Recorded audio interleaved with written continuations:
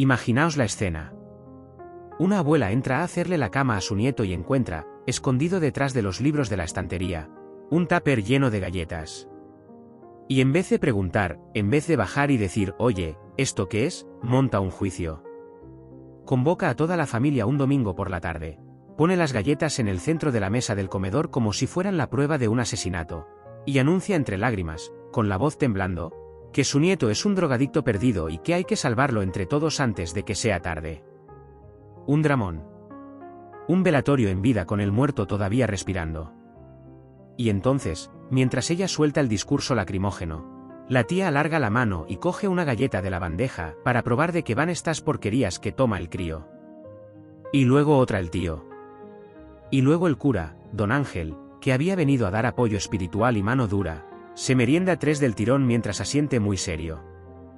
Media hora después, la intervención antidroga se había convertido en la reunión más surrealista que ha visto ese comedor en 40 años.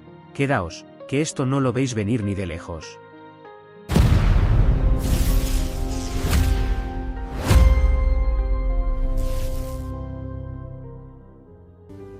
Antes de seguir, si la historia te está enganchando, suscríbete y dale a me gusta. Nos ayuda muchísimo a seguir creando estas historias para ti. A ver, que me situéis. Yo tengo 23 años y una hernia discal que me tiene comiendo pastillas para el dolor desde los 20, hecho un Cristo. Un fisio, harto de verme sufrir, me recomendó probar unas galletas con una hierba que va muy bien para el dolor y la inflamación, cosa medio legal según cómo, dónde y para qué, pero da igual el rollo legal. El caso es que me alivian la espalda por las noches y puedo dormir sin llorar. Las tenía en mi cuarto, detrás de los libros de la carrera, apartadas, que no molestaban a nadie ni las veía nadie. Y un domingo llego a casa de comer con un amigo y me encuentro el panorama, media familia sentada alrededor de la mesa del comedor, mi abuela llorando a moco tendido, mi madre con cara de tanatorio, mis tíos serios, y mis galletas en una bandeja en el centro de la mesa como si fueran la cabeza cortada de un enemigo. Resulta que mi abuela había hecho limpieza en mi habitación, había encontrado el tupper detrás de los libros, y en vez de preguntarme a mí, que estoy a un mensaje de distancia, había organizado una intervención en toda regla, con cura incluido y todo. Yo flipaba en colores. Pero lo mejor, lo que no olvidaré en la vida, es que mientras me acusaban de yonki, se estaban comiendo las pruebas del delito. Con 2 narices. Yo entré a hacerle la cama al chico, que buena falta le hace porque la deja hecha un asco, y al ir a colocarle unos libros que tenía tirados, detrás, escondido, veo un tupper. Lo abro, claro, como no lo voy a abrir, y son galletas. Pero yo ya había visto hace poco un reportaje en la televisión sobre estas cosas, sobre los jóvenes y las drogas modernas, y me olió raro, un olor dulzón muy fuerte, muy penetrante, que no era olor de galleta normal. Y se me vino a la cabeza una vecina, la Fina, cuyo nieto acabó fatal, fatal de lo peor, y empezó exactamente así, con cositas pequeñas, con hierbas. Y a mí me entró un miedo en el cuerpo que no me cabía en el pecho. Mi Bruno, mi niño, al que he criado yo medio en brazos, metido en drogas. Así que hice lo que hace una abuela que quiere a su nieto más que a nada en el mundo, llamé a la familia entera, llamé a don Ángel, el párroco, que tiene mucha mano izquierda con los jóvenes descarriados, y monté una reunión para ayudarlo entre todos, para que viera que no está solo. Que sí, que a lo mejor me pasé un pelín de dramática, lo reconozco, pero es que del susto no pensaba con claridad. Y lo de que se las comieran, oíd, eso no fue culpa mía, yo las puse en la bandeja para que se vieran bien, como prueba, no para que las de la familia se pusieran a merendar. Yo llegué a la dichosa reunión sin saber muy bien qué pasaba, porque mi madre me había llamado por teléfono histérica, medio llorando, diciendo ven corriendo, que es grave, que es del niño, que es muy serio. Yo, claro, me imaginé lo peor por el camino. Que Bruno había tenido un accidente, que estaba en el hospital, que le pasaba algo horrible. Iba con el corazón en un puño. Y cuando llego a casa de mi madre y me encuentro que la gran emergencia nacional son unas galletas encima de una bandeja, respiré aliviada y me subió un cabreo a partes iguales. Aliviada porque mi hijo estaba bien, entero. Cabreada porque mi madre había montado un circo de 3 pistas con medio pueblo y el cura de por medio por algo que se arreglaba con una conversación. Pero claro, entonces mi madre, para dar énfasis a su drama, coge la bandeja y la pasa por la mesa enseñando la prueba, y todo el mundo, por los nervios, por no saber qué hacer con las manos, empieza a picar.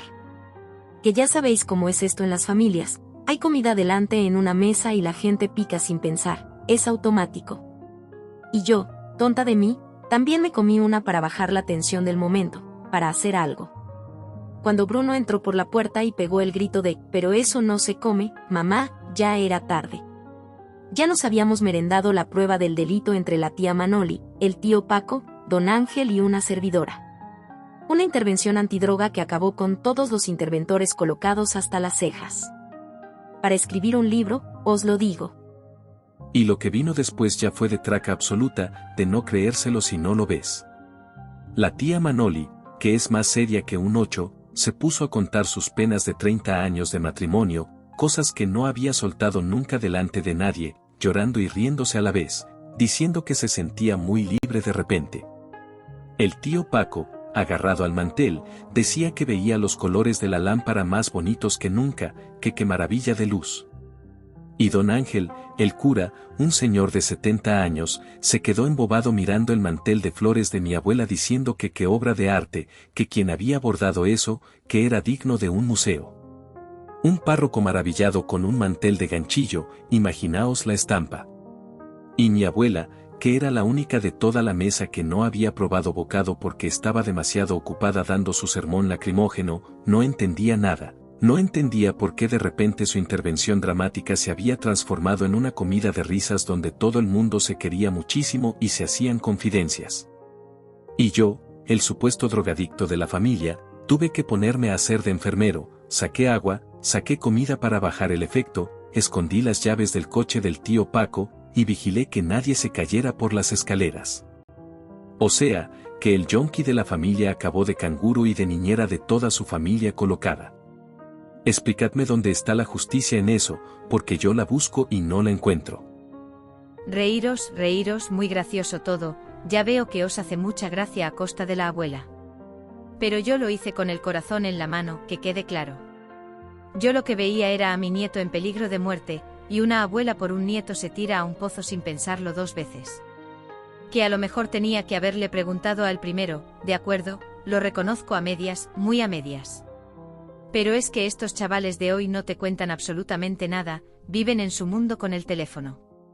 Si yo le pregunto de buenas maneras, Bruno, hijo, ¿esto qué es? Él me dice, abuela, no es asunto tuyo, no te metas en mis cosas, y me cierra la puerta del cuarto en las narices como hace siempre.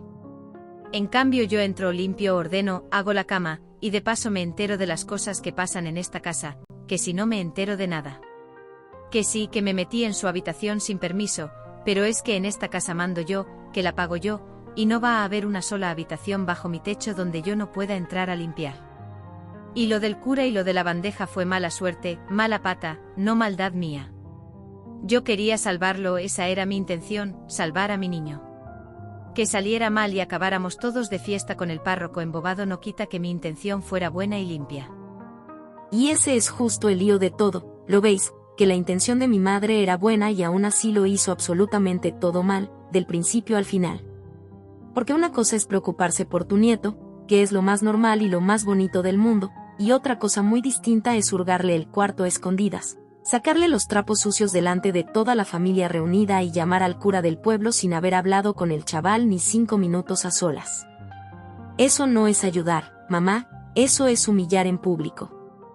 Bruno lleva 3 años con unos dolores de espalda tremendos y ninguno de nosotros lo sabíamos, ni yo, que soy su madre y le lavo la ropa.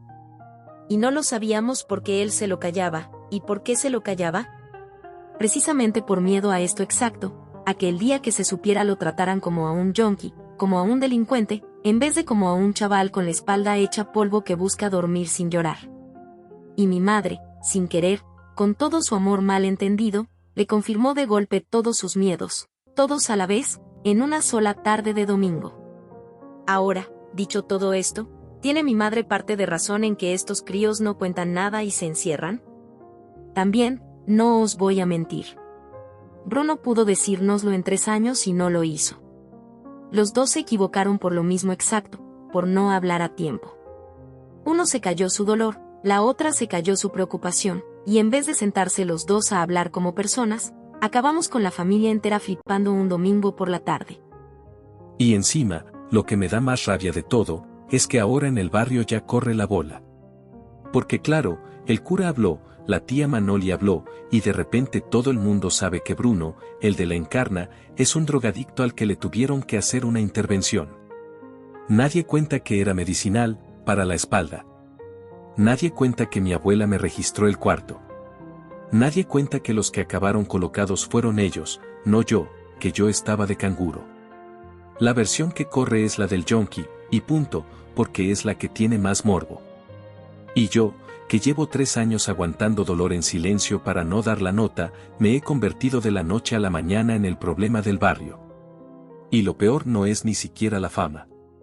Lo peor es la cara que puso mi abuela cuando de verdad entendió, ya de noche, que lo que yo tomaba era por dolor y no por vicio. Se le cayó el drama de la cara de golpe. Porque hasta ese momento ella estaba convencida, convencidísima, de que me estaba salvando de una perdición. Y descubrir que en realidad me había expuesto delante de todos por una cosa que era medio médica, eso la dejó hecha polvo. Y a mí verla así también, porque la tía es una pesada, pero me quiere, eso no lo dudo nunca. Y tienes razón en eso, Bruno, y me cuesta la vida decirlo porque yo de mi brazo no bajo fácil. Cuando por la noche, ya recogido todo el desastre, tú te sentaste conmigo en la cocina y me explicaste lo de la hernia, lo del fisio, lo de que no puedes dormir del dolor, se me cayó el alma a los pies. Porque yo me había pasado toda la tarde de heroína, de abuela que salva a su nieto de la droga, y resulta que lo que había hecho era ponerlo en evidencia delante de medio mundo por una cosa que le calma un dolor de verdad. Me equivoqué en la forma, hijo, de arriba a abajo. Tenía que haber subido a tu cuarto con el tupper en la mano y haberte dicho, Bruno, ¿esto qué es? ¿Me lo explicas? En vez de bajar corriendo a llamar al cura. Pero entiéndeme una cosa, y no es excusa, es verdad de abuela vieja, yo esto de las drogas modernas no lo entiendo, me da un pánico que me muero, veo los reportajes de la tele y me imagino lo peor.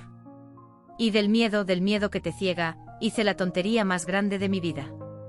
Pero que sepas que prefiero 1000 veces haber hecho el ridículo con el cura embobado en el mantel a haberme quedado callada viendo cómo mi nieto se metía a algo malo. Me equivoqué por quererte demasiado y entenderte demasiado poco.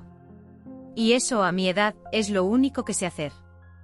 Y cuando los vi a los dos así, en la cocina, la abuela pidiendo perdón a su manera cabezota y el nieto medio llorando, entendí que el desastre de esta tarde, con todas sus risas y su cura embobado, había servido para algo.